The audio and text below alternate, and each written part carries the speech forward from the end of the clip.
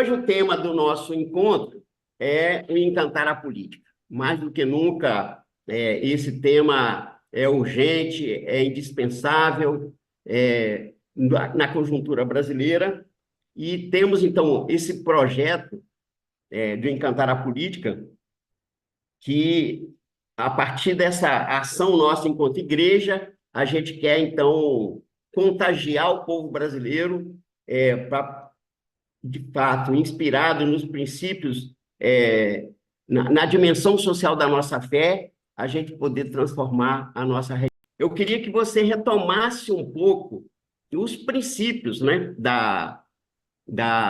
do projeto Encantar a Política, e depois que a gente pudesse fazer um desdobramento desse projeto para entendê-lo, quais são os principais desafios, três principais desafios que estão colocados. Mas eu queria que você retomasse brevemente o que inspirou o projeto, e depois a gente entra nessa discussão dos princípios. Acho muito importante, João, dizer o seguinte, que no tempo difícil da pandemia, que a gente estava no governo daquele senhor que a gente não gosta nem de lembrar o nome, mas que realmente detonou com as políticas públicas brasileiras, uma grande parte do laicato, mobilizada a partir do Pacto pela Vida pelo Brasil, foi às ruas. Chegou um momento que, dos movimentos sociais, eles vinham me perguntar, João, que história de laicato é esse, Daniel? Né? E eu tinha que explicar, é um chocolate novo, né?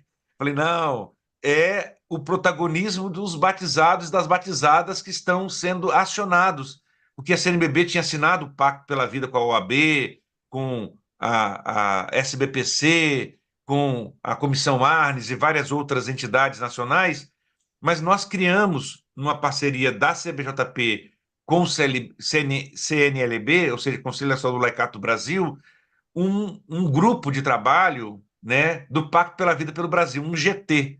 E esse GT, João, a gente se reuniu durante 2 anos, toda semana, toda quinta-feira, e isso valeu a pena. Então, é essa turma, e a gente chegou a ter 8.000 lideranças que a gente mobilizava rapidamente quando a gente precisava dessa participação efetiva nas ruas, de forma pacífica. Então, essa gente lutadora não ficou parada. Já nas eleições de 2020, a gente fez o primeiro caderno entre o Conselho Nacional do Laicato, CBJP, Nesp e PUC Minas e o Cefep, o Centro Nacional de Fé e Política da Helder Câmara.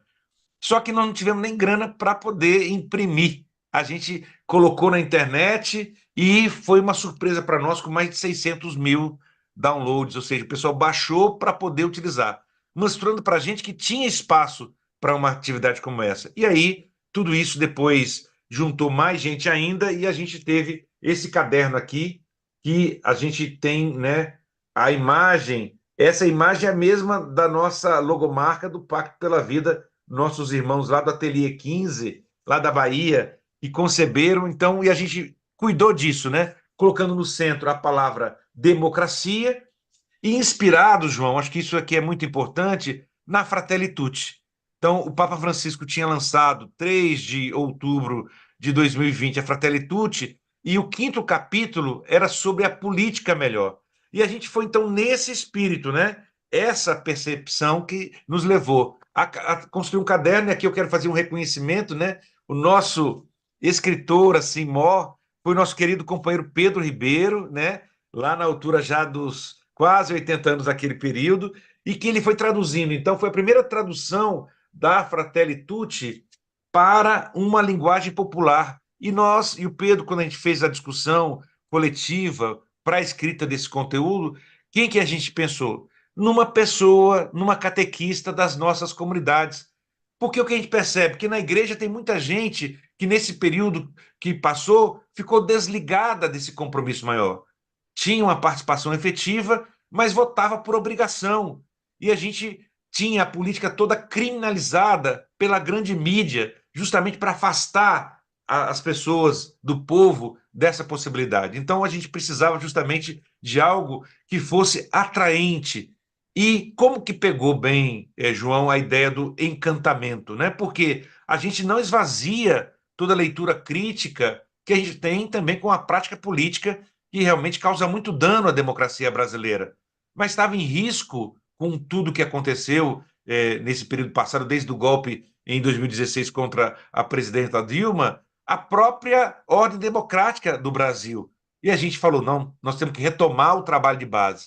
Então, nessa perspectiva é que surge esse primeiro caderno, tendo como princípio justamente essa ligação entre fé e vida, né? Ou seja, a ética na política, que isso aí é uma coisa muito perigosa, eu diria, porque é o moralismo contra a política que eles têm utilizado e que deu vazão a esse absurdo que foi a Lava Jato, que foi uma dilapidação do patrimônio público das empresas públicas brasileiras. Ah, Daniel, mas não houve nada de errado? Claro que houve muitas coisas de errada, mas o que se fez com isso foi uma verdadeira difamação da forma política do povo brasileiro se organizar.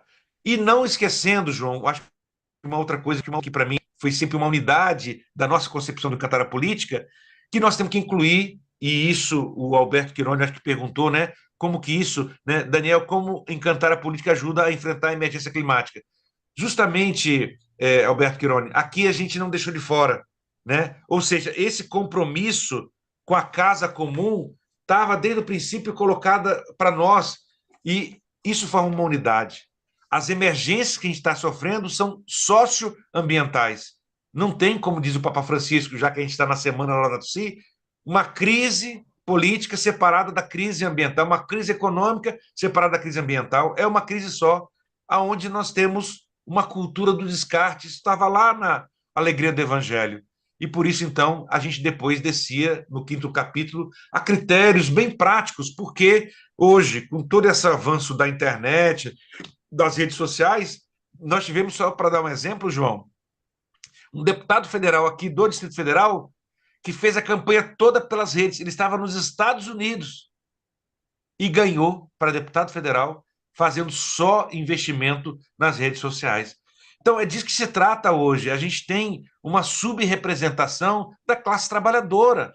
A maioria dos que estão no Congresso, dos que estão nas assembleias legislativas, aqui na Câmara Legislativa do Distrito Federal, nas câmaras de vereadores, são empresários. Nada contra. Mas só que a maioria do povo não é empresário. A maioria do povo é trabalhador. E é por isso que a gente tem que ter essa concepção de que esses espaços da democracia precisam representar o nosso povo. Por isso que a gente critica a democracia para que ela avance, né? E assim também é a questão das mulheres, que são mais de 50% do eleitorado, é assim também a questão do nosso povo afrodescendente, negros e negras, pretas e pretas, pardos, como se diz no IBGE, que são mais de 60%. E quando você vai ver os parlamentos de homens brancos, né?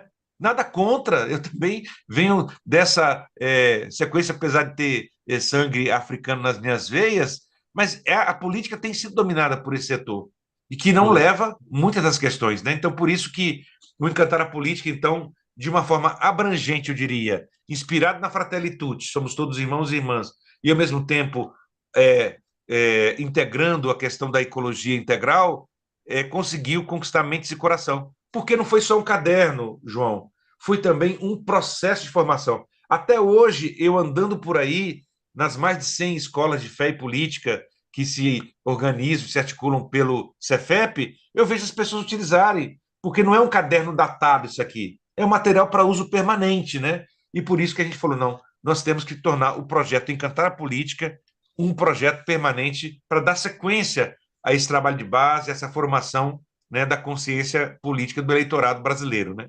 Verdade. Então, eu queria que você falasse um pouco desse primeiro compromisso nosso aí, ao fazer esse grande mutirão pelo encantamento da política, mas que é também hoje, tem o nome também de mutirão da democracia, né? Como é que é essa proposta, esse objetivo, né, de formação da consciência crítica do eleitorado? Como é que a gente tem desenvolvido essa perspectiva? Então, muito importante essa retomada, né? O Encantar a Política, então, a partir das eleições de 2022, que foram dificílimas, todo mundo traz no corpo, no coração e na mente as marcas daquele momento terrível que vivemos, vamos falar a verdade, né? E se não fosse esse empenho, talvez nós não tivéssemos retomado a democracia no Brasil, estaríamos sem poder até fazer esse programa, viu, João? Então é muito importante que a gente possa perceber que são esses três eixos, né, que você falava. A consciência política do eleitorado brasileiro, que a gente trabalha por meio desses cadernos e do Mutirão pela Democracia, depois eu vou desenvolver. Depois o curso, que já está acontecendo e ainda pode acontecer, quem quiser.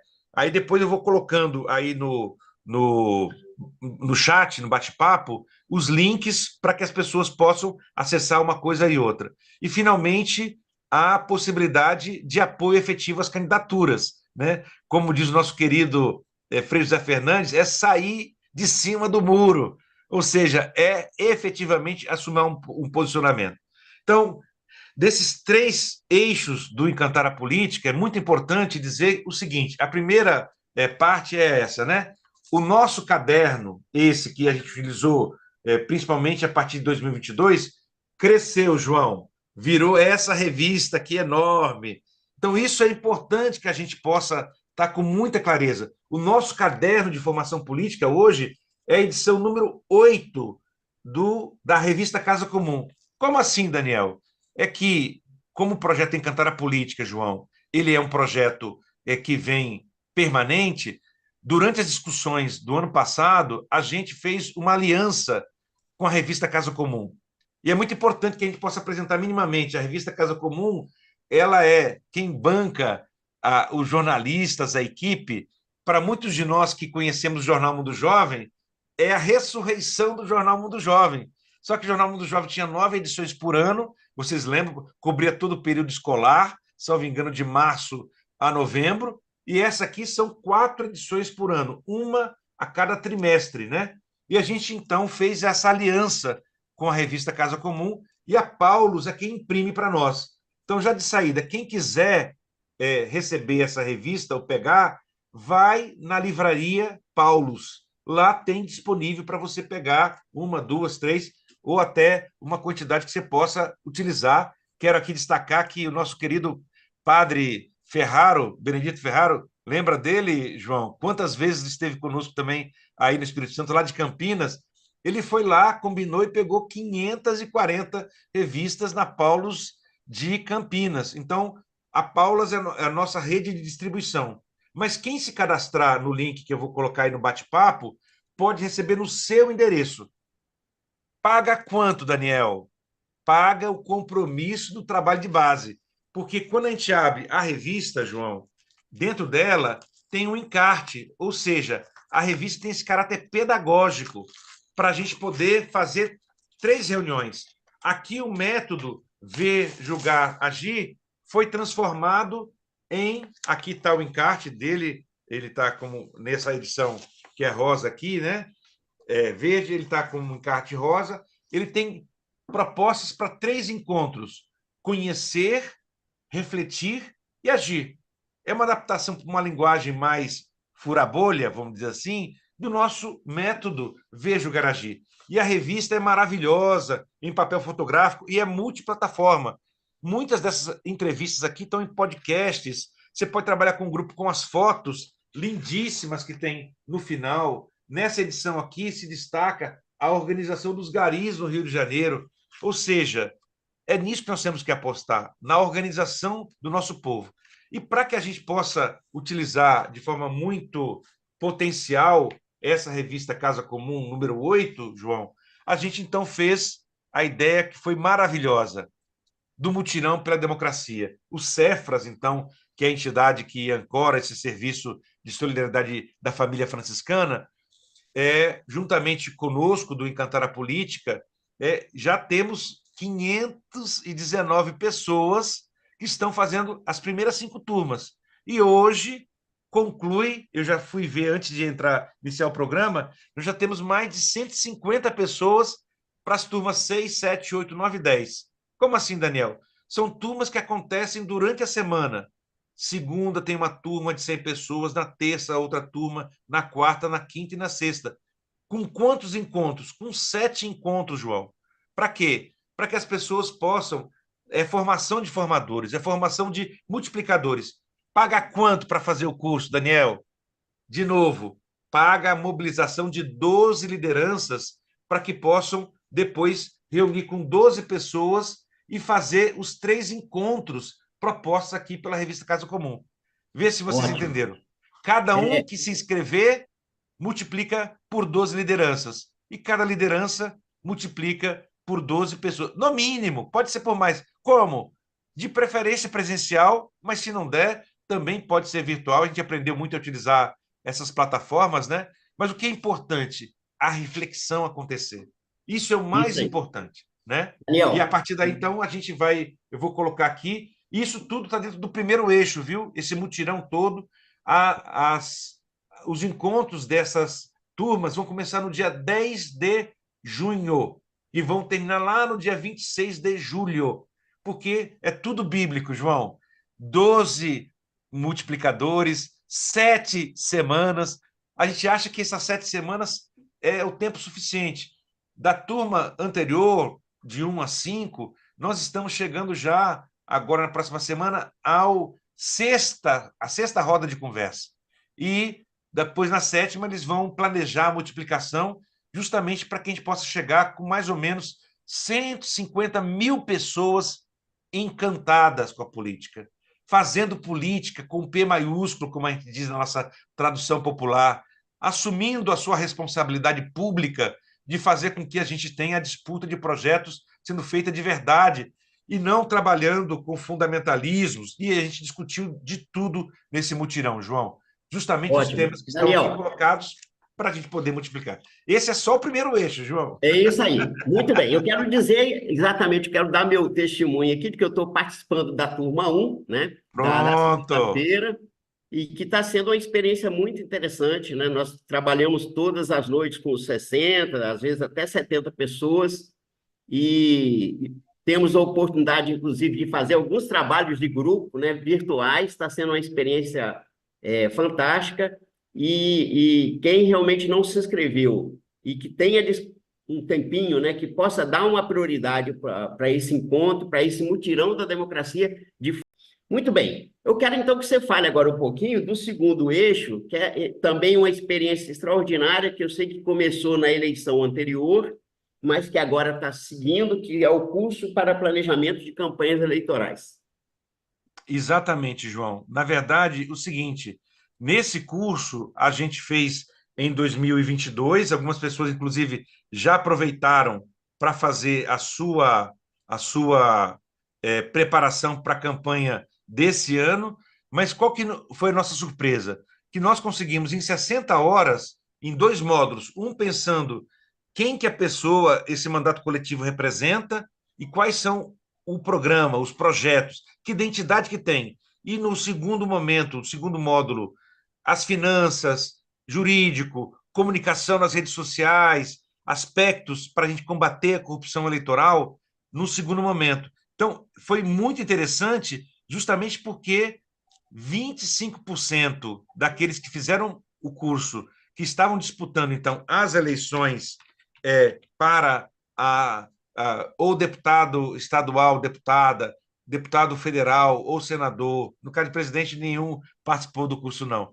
E foi interessante que foram pessoas oriundas de 12 partidos políticos. A maioria, claro, do campo da esquerda democrática, muito importante que 25% desses que fizeram se elegeram. Nós nunca tínhamos tido um resultado tão bom de um curso com tanta efetividade, né? Então, foi legal, e a partir daí, então, a gente resolveu, nós não podemos deixar morrer essa trajetória, essa história. E nesse sentido, então, as pessoas se organizamos e agora a gente fez um curso autoinstrucional. Só que as bolsas 170 que a gente conseguiu com o apoio de Advent via o Conselho Nacional do Laicato já foram distribuídas, essa não tem mais jeito. E agora, quem quiser fazer essa formação, precisa, então, fazer uma vaquinha aí para bancar R$ 210. É o custo desse curso que a gente está fazendo pela PUC Minas, também em parceria dentro do Mutirão, o nosso querido Nesp, né, da PUC, lá nós temos os companheiros Robson Sávio, Eduardo Brasileiro, que tomam conta da parte pedagógica lá direitinho, e é muito importante que quem quer ter a sua campanha organizada, porque eu sempre trabalhei com essa lógica, João. Quem tem pouco dinheiro tem que ser muito organizado. É assim que a gente supera as situações que a gente enfrenta. E o que a gente apoia? É qualquer candidato que pode fazer a formação? Não. São candidaturas populares. É só católico que pode fazer? Não. Todas as pessoas que têm essa concepção de mandatos participativos, de mandatos coletivos, é convidado, é intimado, é convocado para fazer essa mutirão. Então, é um curso de planejamento de campanhas eleitorais para candidaturas populares. O nome ficou quase uma tese de doutorado, não foi como a sua, não, mas efetivamente a gente está fazendo essa formação e quer ter um bom resultado. Eu acabei de disponibilizar aí no bate-papo, João, a, a inscrição para o Mutirão pela Democracia. Esse é aquilo que a gente falava no capítulo anterior. Daqui a pouquinho eu vou colocar esse curso de planejamento de campanhas. Para quem quiser, então, o link para poder fazer a sua inscrição, pagar os R$ 210 e, a partir daí, então, fazer a formação. E aí a pessoa se concentrar, fazer 4 horas por dia, faz em 15 dias a formação. Mas se fizer 4 horas por semana, aí faz em 2 meses. O que é importante? Que as tarefas são tarefas para serem consultadas coletivamente com o grupo. Não é uma coisa apenas de uma formação individual, é uma organização da campanha no território, na prática. Então, a gente está também consolidando, porque a gente vê que muitos setores da extrema-direita, aqui preciso denunciar isso, fazem cursos de marketing, fazem curso daquilo, disso, e tem resultados, a gente está vendo aí como que está piorando, me desculpa dizer isso, mas é a verdade, né? O aspecto das nossas câmaras, pessoas que destilam preconceitos, destilam todo tipo de discriminação, e a gente precisa enfrentar isso participando ainda nas regras da democracia atual, e olha que nós tivemos um esforço enorme, você se lembra disso, João, pela reforma política, para que nós tivéssemos paridade entre homens e mulheres, para que nós tivéssemos apoio a candidaturas subrepresentadas, conseguimos algumas coisinhas muito pequenas, mas importantes, como apoio a candidaturas de afrodescendentes, apoio à candidatura das mulheres, que em muitos partidos ainda é uma espécie de candidaturas laranjas, né, para financiar outras campanhas. Então, a gente precisa efetivamente enfrentar esse campo e, a partir daí, então, efetivamente poder ter candidaturas e novos perfis disputando também. Então, esse segundo eixo é justamente esse: preparar, porque toda vez que uma pessoa do campo popular coletivamente pensa na disputa de um espaço político para poder serviço, eu considero que isso, João, já é uma vitória eleitoral, já é uma vitória política. Nem sempre a gente consegue a vitória eleitoral, mas o que nós estamos aprendendo é que, se a gente trabalhar direitinho, organizado, também a possibilidade de uma vitória eleitoral se desenha. E, às vezes, como diz o outro, não precisa de muitas candidaturas eleitas, não. Poucas candidaturas, a gente tem inúmeros exemplos hoje, a gente vai, inclusive, buscar nessa próxima semana, já estou dando spoiler, viu? Dessa semana, nós vamos trazer, João, e aqueles que estão participando do Mutirão pela Democracia, pessoas que estão no exercício de mandatos, com essa concepção, para que a gente possa saber que a coisa não é fácil, mas é super importante. Às vezes, numa Câmara de Vereadores, uma vereadora, um coletivo ou um vereador que é interlocutor dos movimentos sociais faz toda a diferença, consegue embarrear um monte de propostas absurdas. Agora, se a gente não tem ninguém nesses espaços, fica difícil, porque às vezes a gente não consegue nem ter diálogo para levar as nossas agendas e as nossas pautas. Além disso, é claro, o acompanhamento, os grupos de acompanhamento, e aqui eu quero lembrar nosso querido povo aí, eu vi que a Tereza Sartório também está por aí, né? De Juiz de Fora, porque eles têm uma tradição, está arranhando já os 30 anos, do grupo de acompanhamento, é o Comitê de Cidadania da nossa turma querida de Juiz de Fora, o meu abraço também, que faz esse acompanhamento e mudou várias coisas na política local. Então, isso também é possível a gente acessar, você de forma permanente. Também quero lembrar, na terra, em Pirapora, né, o GAL, o Grupo de Acompanhamento ao Legislativo, modificou de forma radical o perfil dos vereadores na Câmara Municipal. Lá são 9 vereadores, ou seja, um grupo de pessoas. E olha, eu digo para você, idosas, tinha um ou outro jovem para trabalhar a questão mais da informática, mas a maioria eram senhoras das nossas paróquias de lá, só de estarem presentes toda a bendita sessão da Câmara de vereadores faz toda a diferença. Isso faz a Muda a diferença mesmo. qualidade do debate, né? Isso é Sim. formidável, João. Ô, Daniel, E que cada um e cada uma que é, acompanha o nosso programa seja também um divulgador, uma divulgadora desse conteúdo, passe para as pessoas que querem entender um pouquinho mais o, o projeto Encantar a Política, o Mutirão pela Democracia, porque é isso que a gente faz diferença, né? 1 mais 1 é sempre mais que 2. A gente aprendeu a cantar isso desde muito cedo, e por isso, então, que não tem jeito. A cada um de nós cabe uma tarefa insubstituível de fazer com que esse fermento do reino, com essa alegria, com essa disposição, possa efetivamente descer para as nossas práticas e que mais gente se some nesse mutirão. Tem lugar para todo mundo que queira efetivamente uma política melhor, como nos ensina o nosso querido Papa Francisco. Então, aqui deixo o meu abraço, minha gratidão, João, mais uma vez, por a sua escalação aí de última hora, mas você sempre pronto para estar a serviço. E à noite, então, a gente se encontra novamente na nossa Conferência Nacional Virtual. E quem não se inscreveu, que está acompanhando aí, que é das nossas comissões municipais ou é da vida religiosa que atua nas famílias com a Justiça, Paz e Integridade da Criação, também será bem-vindo, bem-vinda. As pessoas que são dos observatórios também da CBJP, político, racial, pela educação, de finanças, todos e todas da comunicação religiosa são bem-vindos e bem-vindas, né? Um abraço ok. carinhoso e fraterno e as nossas orações, porque o povo sempre se esquece. Eu faço análise de conjuntura, canto, danço, mas eu também sou homem de reza, né? Eu também Isso, rezo e quero dedicar esse programa, então, a todas as pessoas que sempre sonharam com um Brasil mais fraterno, mais justo e igualitário.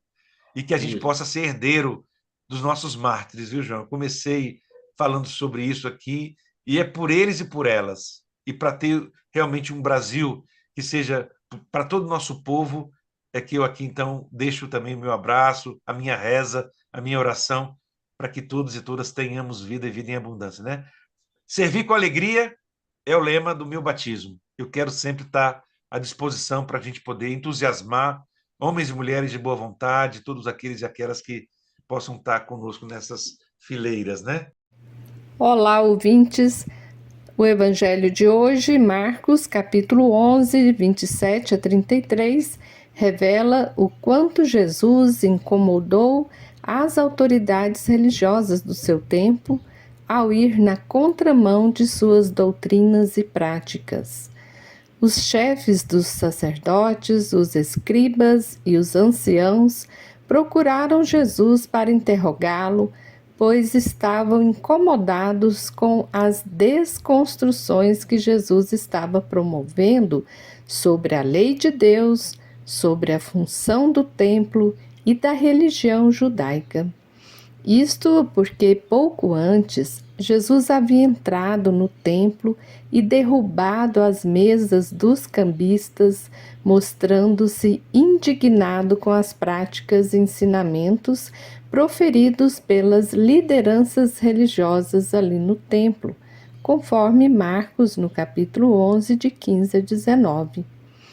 Os chefes dos sacerdotes eram encarregados do culto do templo e recebiam o dízimo, as taxas e as ofertas. Os escribas eram encarregados do ensino da observância da lei de Deus. Os anciãos eram líderes locais nas várias aldeias. Eles se consideravam os únicos mediadores entre Deus e o povo, e ninguém podia fazer nada sem autorização deles. Por isso, eles procuraram Jesus e perguntaram: com que autoridade fazes essas coisas? Mas Jesus, sabendo da má intenção e artimanha para entregá-lo a julgamento e condenação, assim como eles fizeram com João Batista, usou da liberdade de não dar resposta direta e devolver-lhes com outra pergunta. Jesus diz: vou fazer-vos uma só pergunta. Se me responderdes, eu vos direi com que autoridade faço isso. O batismo de João vinha do céu ou dos homens? Respondei-me. Eles preferiram não responder para não se expor, pois temiam perder o poder que tinham diante do povo, pois o povo acreditava no profetismo de João Batista. Jesus era reconhecido porque exercia autoridade a partir dos seus ensinamentos e práticas. O termo autoridade significa ter conhecimento verdadeiro sobre Deus. E Jesus apresentou Deus como Pai, apresentou um reino de Deus totalmente contrário à perspectiva, à propaganda dessas autoridades religiosas. Ou seja, para pertencer ao reino de Deus, não precisa de sacrifício para o perdão dos pecados e não precisa de ofertas ao templo. Somos cientes de que a relação de poder e de liderança são necessárias nas relações sociais, mas, como Jesus nos ensina, essa relação deve existir com sabedoria, deve existir para servir, para construir espaços de liberdade, de relações saudáveis e de acolhimento. Mas, infelizmente, ainda hoje, muitas lideranças religiosas se incomodam com os ensinamentos e práticas de Jesus, porque esquecem do Evangelho e apresentam um Jesus a partir de doutrinas moralistas, ritualísticas e excludentes, ou seja, eles repetem as pregações e práticas daquelas autoridades religiosas condenadas pelo próprio Jesus de Nazaré. Que o sopro do Espírito Santo em Pentecostes, que a gente viveu, experienciou semana passada, ressoe em nossas vidas, inspirando inclusive lideranças com autoridade e sabedoria para colocar em prática os ensinamentos de Jesus Cristo. Amém.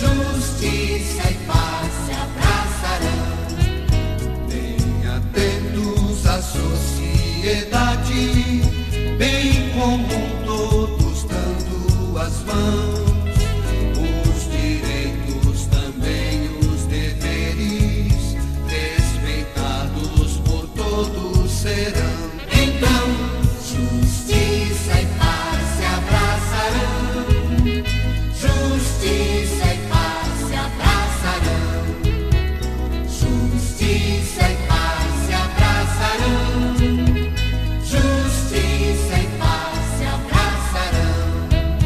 Jesus Cristo